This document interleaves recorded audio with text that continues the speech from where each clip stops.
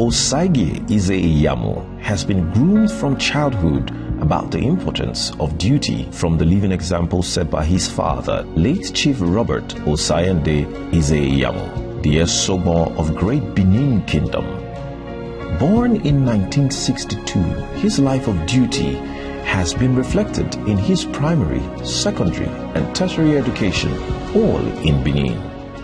I grew up at my family house at Erie, which incidentally is an historical monument. The first-story building in Benin was a very lovely one. We were one big happy family, even though my father had more than one wife. Our parents mentored us to be a blessing to our society. They mentored us to appreciate each other. We never even knew that we were actually supposed to be different because we were from different mothers. No, we were one. That will tell you how we were shielded from those kind of divisions at a very early age. As he grew older, I began to see so many positive things about him. I had a wonderful time growing up. I went to public schools, but I got the best education. In his formative years, right all the way from his secondary school day, he had always stood out against injustice. He had always had these leadership qualities. These were qualities he has been imbued with over time. One of the most interesting things about Pastor that is still so relevant today is that from the beginning, he has always been a crowd puller. In secondary school, his friends are always around the house. By the time he got into the universities, his friends made our home their second home. We had a large compound where we could play football. So you can imagine how popular and busy our house was, especially when my father was not home. It got to a stage my father had to instruct the people cooking, keep food for Osagie's friends every weekend. My father saw something in him that most of us did not see. As we grew older, we saw that he has an inborn leadership role in him. At a very early age, Osagie Ize-Iyamu understood that to serve is not just by what you say, it is also by your lifestyle choices. When he was admitted into the great University of Benin, his deep love for policy and leadership became evident during his university days as a student of law. In 1980, while my fellow students are thinking of going to parties, at my own expense, I will leave the university to go and attend youth meetings of UPS, sit down and to brainstorm on how we can win more people to our party. So I was interested from the very early time. He's practically one of few of the political majordomos just now in Edo State who's lived all his life here. My love for this place, it was good for me. Of course, by the time we graduated, things have changed, jobs were no longer there. Everybody started leaving. There was a time in Benin, people were laughing at me for being around. But today I thank God that whereas they went abroad for universities and stayed some time, I stayed back. It has paid off. After law school, when serving in a law firm, he was contributing to the political landscape, and as a result of his passion and love for service, he then became a special assistant from 1988 to 1989 to Lucky Nosakari Ibenedion when he was the chairman of Oredo Local Government Council. It was in 1999 that Osagie Ize-Iyamu was appointed Chief of Staff by Lucky Ibenedion, who then became Governor of Edo State.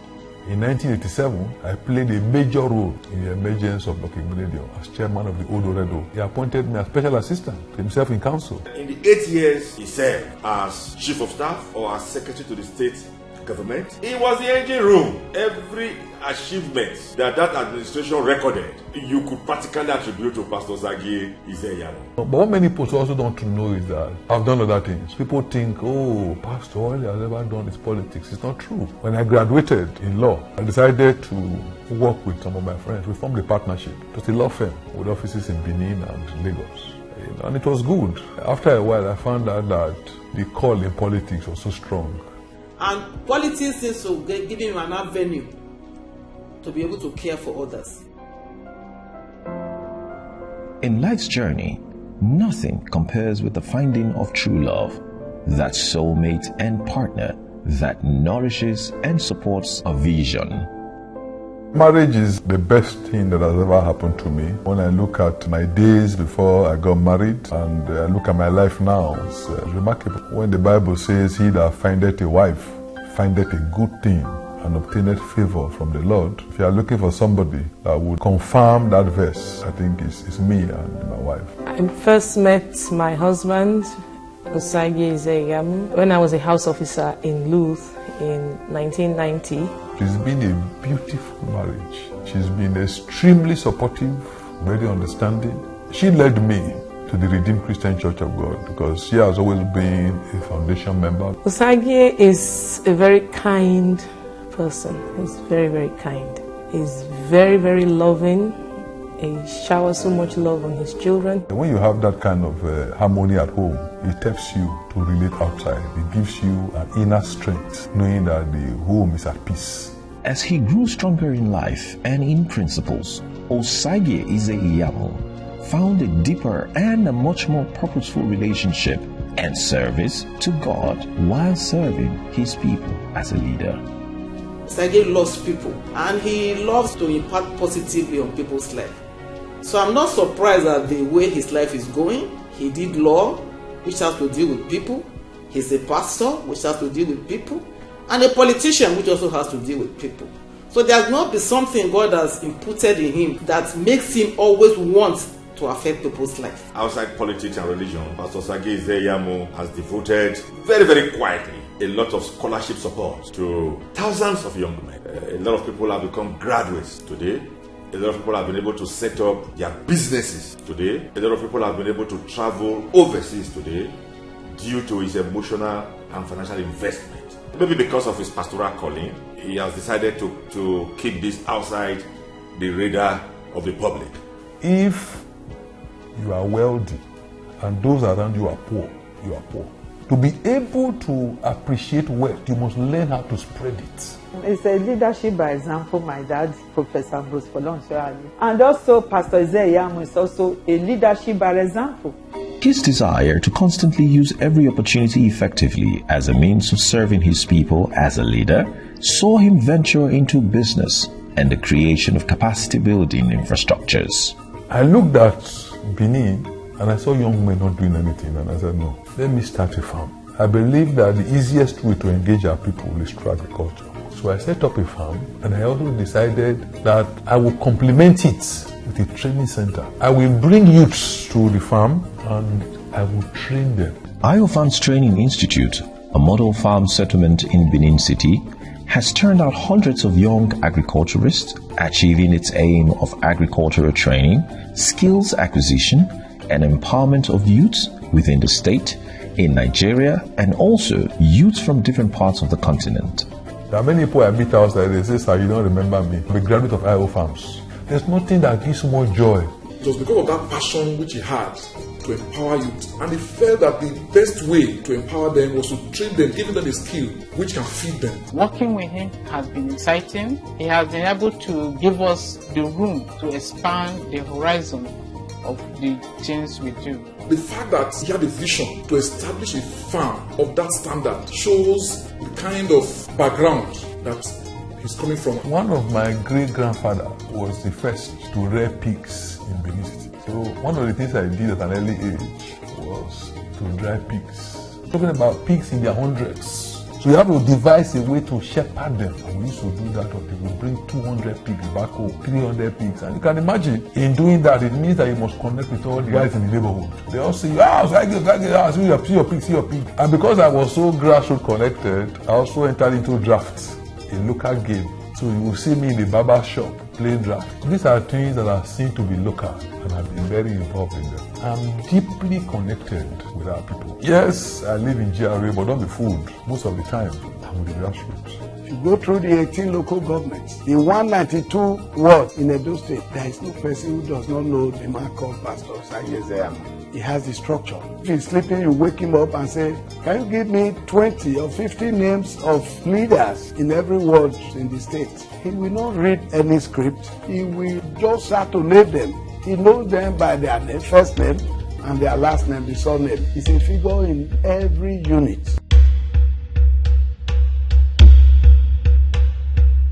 It is only a great tree that stones will be thrown at. Every controversy he has been wrongfully accused of has only served to distract the people who need the state to serve them. But this made him even stronger, more focused, resilient in service, and also loved by his people. Most people that tell lies are people who are insecure, people who don't know who they are. The people that know him know that all these things are false.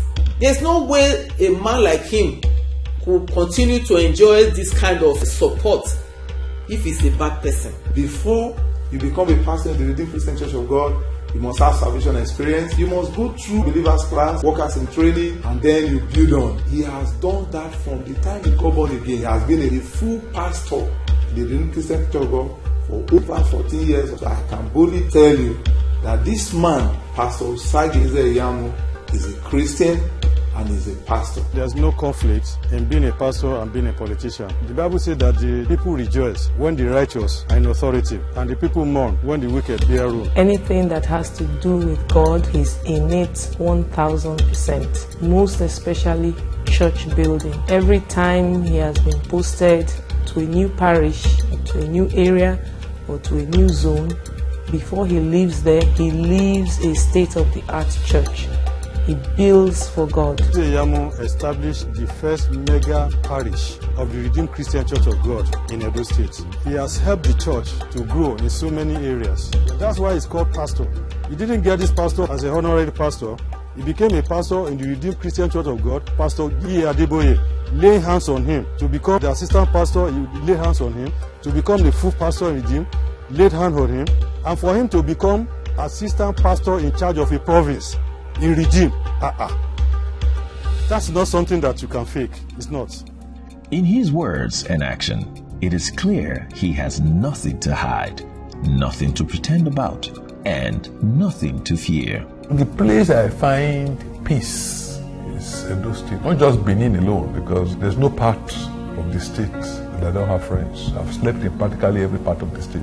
Not just the 3 territorial districts, but the 192 wards. So I'm very comfortable, I'm deeply rooted. And that's why perhaps I'm so passionate about this place. Because if a place has given you so much, naturally, you want to give the place. I've been to many places. Edo can be a lot better, especially when I saw it at an early age, walking. I can't understand why I can't walk now. All you just need is focus, sincerity, and passion. Once that is there, you will find out that with the same resources that they said was not enough, you'll be able to do so much. He has associated with the people long enough to be able to know their problems. And he has this ability to forgive. That is one thing that I find so unique. He can forgive anything. And he keeps on saying, this is the Christian spirit. It's a man that has never lived above the people. He's a man that lives with the people and a man that has lived for the people. With leadership comes great vision, responsibility, and more importantly, the need to know what people truly feel and need. What better way to know this than to be born into the same environment, live with your people, experience the world, and ready for a higher form of service through leadership. I'm very passionate about the simple agenda because it represents what I would love to do for Edo people. And the simple is an acronym. The acronym: security and social welfare, infrastructural development and urban renewal, manpower development, public-private partnership, leadership by example, employment and empowerment scheme. In summary, that is the simple agenda. He's going to touch all the areas of his simple agenda. It's an agenda that has been conceived over time, well thought of, well articulated, and then put in print. My father worked, and Pastor Ize-Iyamu is also ready to work, ready to serve Edo-lites. I'm very determined to make a legacy, to do something that posterity will remember me by. I can't hide my passion, I can't hide my love for this place, and I'm determined to give it the best I can. Osagie Ize-Iyamu is truly a man with a vision, tried and tested through different levels of leadership and service to his people, and now ready for the next level.